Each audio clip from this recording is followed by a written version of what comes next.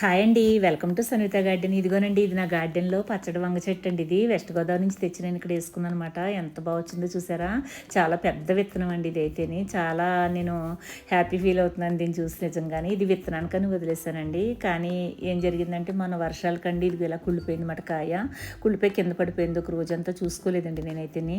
అయితే దీన్ని పడేయలేక నేనేం చేస్తున్నానంటే దీనికున్న విత్తనాలు నేను సేకరించండి అవి నేను తీద్దామని తీసానండి. ఇది వరకు కూడా ఒకసారి అలా పడిపోయిన విత్తనమే కాయనే నేను తీసాను, నేను చేశాను. చేస్తే విత్తనాలు జాగ్రత్త పెడితే కనుక వచ్చినాయండి, మంచిగా మొక్కలు వచ్చినాయి అన్నమాట.